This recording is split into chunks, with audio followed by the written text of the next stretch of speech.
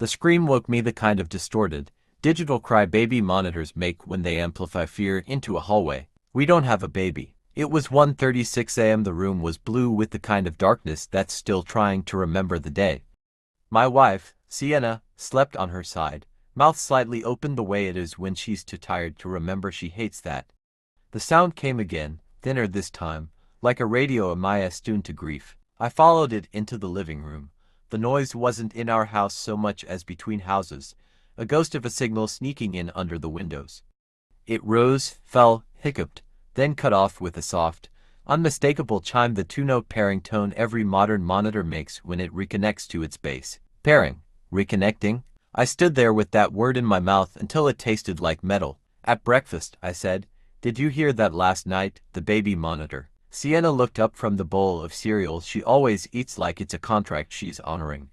"We don't have a baby," she said, which was true in the way weather is true, insufficiently. "Next door got one." She shrugged. "Maybe." She smiled at me with the kind of smile that asks for the conversation to pick a different street. I let it. I was still soft from sleep and denial, and you can carry both longer than you think if you avoid sharp edges. That afternoon, while Sienna ran to yoga, I walked the alley behind our row of houses. No nursery lights, no pastel decals on brick. Our neighbor on the right is a guy who grills in winter and calls it defiance. On the left, a place under renovation, gutted, drywall bare, windows covered in plastic that wrinkles when wind argues. At 4:12 p.m., my phone caught a signal from a device named lullacam 3. I wouldn't have noticed if not for the tiny lock icon that flashed, then disappeared, then flashed again like a shut lighthouse. I stood still and watched as my phone auto-joined our home Wi-Fi. The baby monitor, which was not ours, kept searching. That night, the sound returned, a breathy mewl, a rustle, then the same two-note chime. Sienna reached out in her sleep and patted the middle of the bed like she always does when she's half dreaming of the dog we haven't adopted yet. I stared at the ceiling and cataloged possibilities, the way my mind does when it wants to protect me via spreadsheets. A neighbor's newborn, B monitor interference, C the universe playing a prank that isn't funny. At 1:42, I heard something new. A whisper, a woman's voice, close to the mic. Then a man, lower, nearer. She here. The chime again. Silence, but not the honest kind. I didn't wake Sienna. I lay very, very still and did the arithmetic we do when Shock hands you a pencil. Yoga ends at 8, shower by 8:30. Texts answered at 9. Baby monitors at 1:42. Morning made everything ordinary again, like it always does when you don't ask it for anything. Sienna hummed in the kitchen, the three-note tune she does without knowing, the one that sounds like a traffic light changing. She kissed me and tasted like toothpaste and plans. "Dinner with Kot tonight?" she asked. "We might stay late." "She's crying over her ex again." "Sure," I said, and watched her tie her hair back with the elastic that lives on the doorknob because density belongs where habits do. After she left, I opened my laptop and typed baby monitor interference neighbor because the internet is where you go when you want your fear to get dressed. Articles told me about 2.4 gigahertz, about pairing, about Bluetooth low-energy beacons. One forum post to Ernest, too specific, noted that some monitors broadcast on an app by default unless you change the settings. Never leave the default admin password if it's Wi-Fi enabled, the post warned. Also, the pairing chime is audible on both ends. Both ends. The word ends did the work of a guillotine. I downloaded a spectrum analyzer app and walked the alley again. I felt ridiculous, like a man in a movie who believes patterns will save him. At the mouth of the alley a pulse spiked, the plastic-wrapped house. On my phone screen a device appeared. lullacam 3, not paired. Searching. Back inside, my hands shook like small animals. I wasn't sure if I wanted the proof or the lie, only that I wanted to stop living in the question mark. I opened our Wi-Fi router's admin page. To familiar devices my phone, Sienna's. 1 unfamiliar. Echo pair. Not ours. A guest network connection. The timestamp. 1:36 a.m. We don't have an Echo. We sold it the day Sienna said she didn't like how it laughed when she asked for jokes. The router showed me another thing I had not asked for. A list of recent DHCP leases transient devices borrowing our internet's name like fake IDs. lullacam 3 had tried to join at 1:39 and failed. Echo pair had not. I waited all day for Sienna's texts to read like a stranger's. They did not. Client meltdown, she wrote at 3:09. Save me a banana. At 5:15, Cot got the job back one later. At 8:02, don't wait up. Girl talk. At 1:29 a.m., the monitor cried. At 1:31, the chime. At 1:42, the whisper, turn it down, a man. At 1 hour 42 minutes and 17 seconds, my router log, echo pair connected. At 1 hour 42 minutes and 22 seconds, my heart, an animal underwater. Friday I worked from home, which meant measuring the distance between my kitchen and my sanity. At noon a white van pulled into the alley and a man in a t-shirt carrying a coil of Cat6 cable let himself into the plastic-wrapped house. At 12:22, a woman in a denim jacket and a cap low over her eyes followed. She had Sienna's walk. I would know that fold of her shoulders in a whiteout. I took a photo I will never not be able to conjure, Sienna sliding a key into a door that wasn't ours. Laughing at something the man said, reaching back to steady him on the threshold like she always does when the step is weird, pushing the door open like it belonged to her. At 1:01 p.m., a text. Running late, Cot's tears again. You okay for leftovers? A kiss emoji pretending to be 11 years. I didn't reply. I drove to neighborhoods away because it felt obscene to breathe the same street. I sat on a bench outside a laundromat and watched an old man fold shirts with the care of a religion. I called my sister, Lily, because she believes in both data and mercy. I told her half. She heard the other half anyway. Record, she said, not to humiliate her. To protect yourself from the part of you that will rewrite this later. How? I asked, and sounded like the kid I was in the summer our parents went silent. Router logs, photos, your memory, don't talk to her tonight, sit with it. On Saturday, ask her for her phone and the truth, in that order. If she refuses either, you have a different truth. Saturday we made pancakes because our bodies hadn't been told what our minds knew. I overmixed the batter and pretended to be annoyed that it made them tough. She kissed my shoulder and said, we can get brunch if you want, and I almost laughed because we were living through an apocalypse and she was offering eggs. Can I see your phone? I asked. She blinked. The look was small half a second but I felt the plate of our life shift.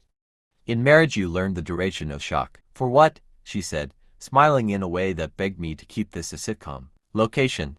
Internet. The thing you're going to deny until I say. I stood in the alley and took a picture of you with the key. Her mouth closed. Opened. Closed. The pancakes burned a little and the smell was suddenly unbearable. She handed me the phone. I scrolled past the weather app, the calendar, the folder labeled wellness with a meditation app she never uses. Echo wasn't there. The baby monitor app wasn't there. But in files a folder most people don't know how to hide was a recording labeled white_noise_142.wav. I pressed play. White noise. Underneath breath. Underneath that laughter, trying not to be loud. At 0:12, a whisper, turn it down. She here. I paused it and set the phone down like it could bruise my table. Who is he? I asked. It came out too calmly, like someone reading lottery numbers that weren't theirs. A contractor, she said. He's renovating the corner house. We started talking about light fixtures and ended up, she stopped. Evan, how long? A month, she said. I waited. 3. I waited. 7. The number landed like a body. 7 months.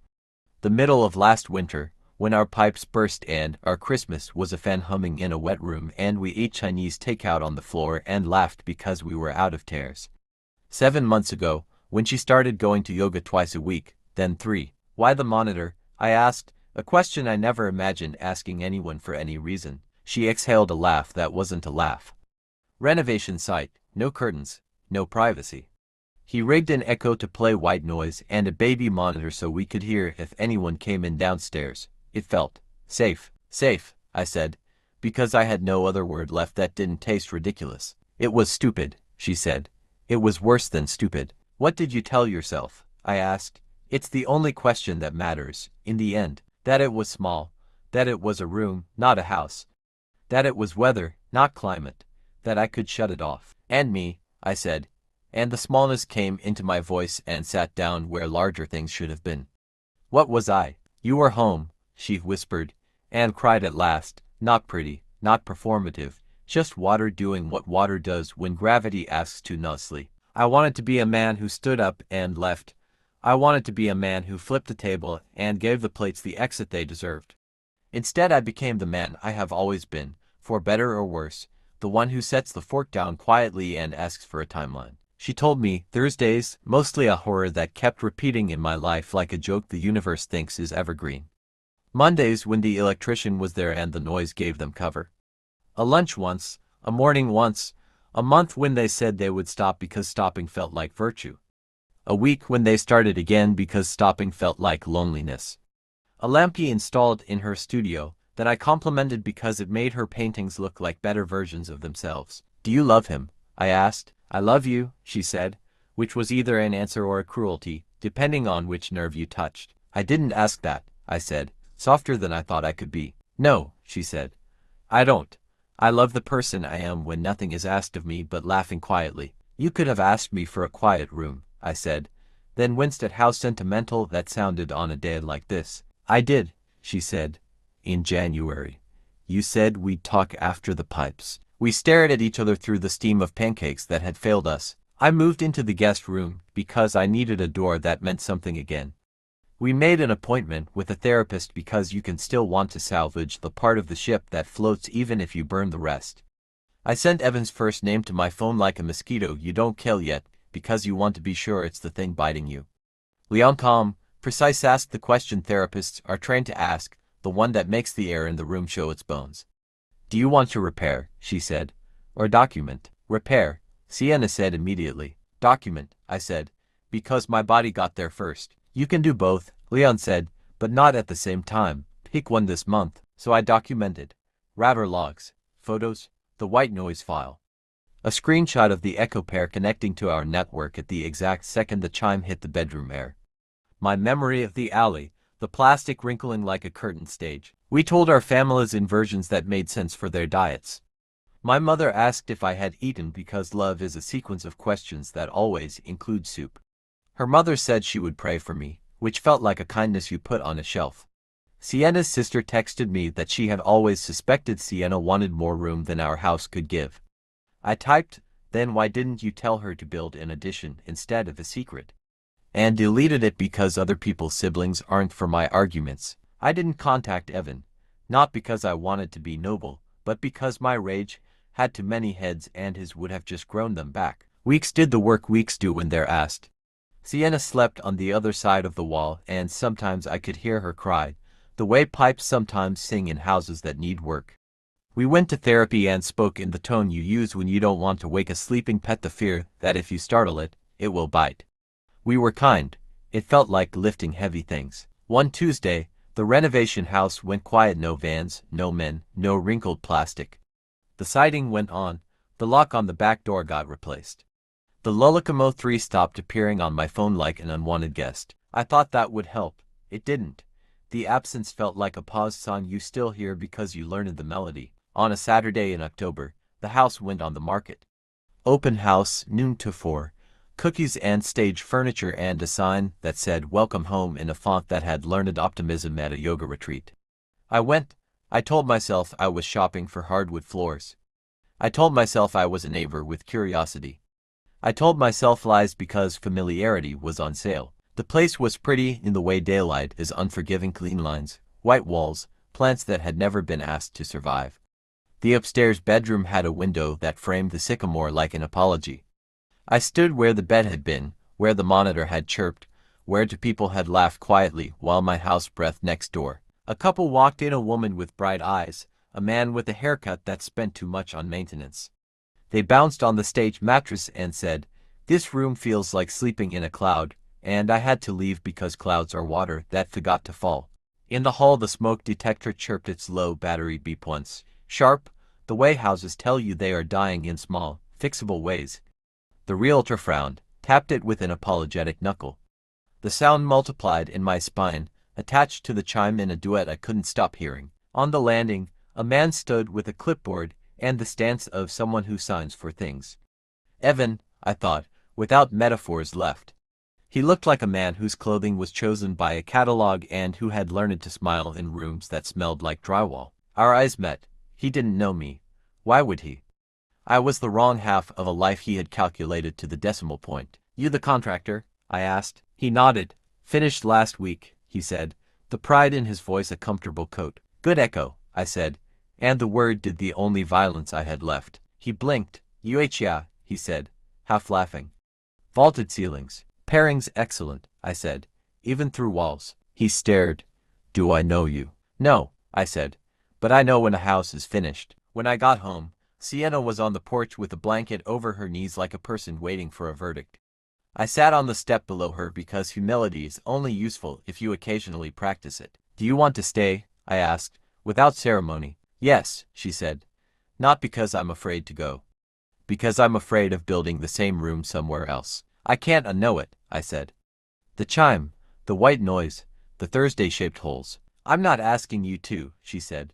I'm asking you to let them be part of the room instead of the whole room. Leon asked us to write down the sounds our marriage made before and after.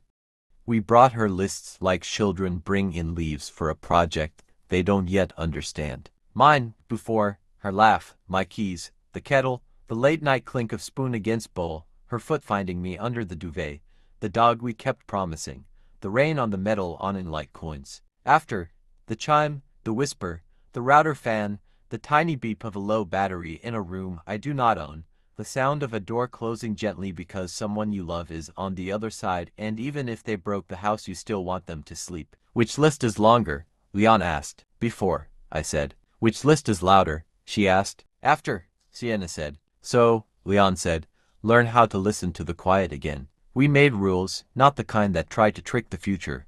No secret rooms, Sienna wrote.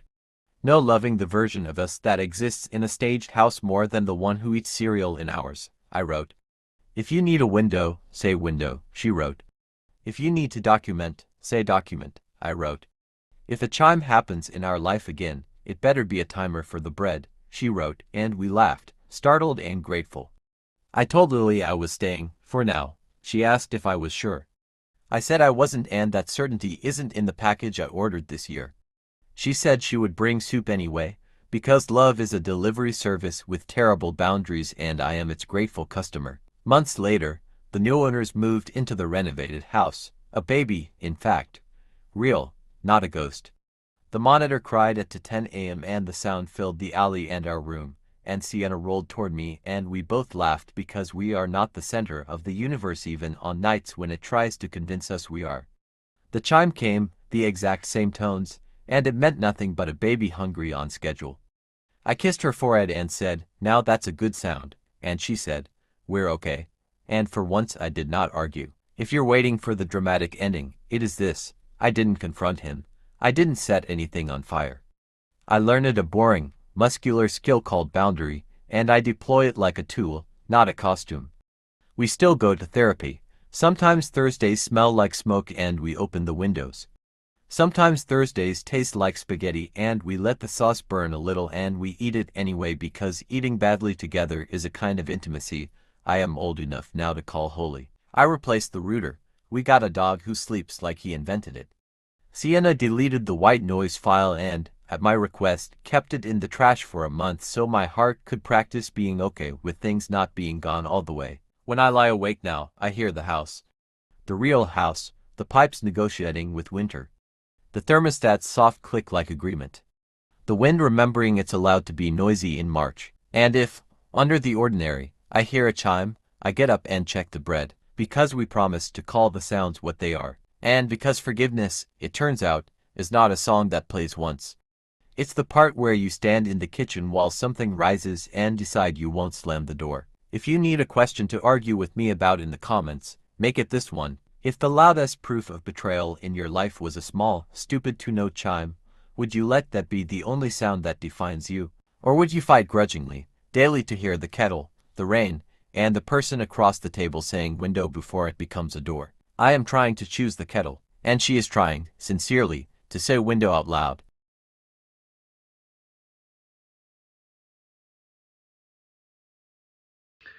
Crazy, right? Subscribe so you don't miss the next one.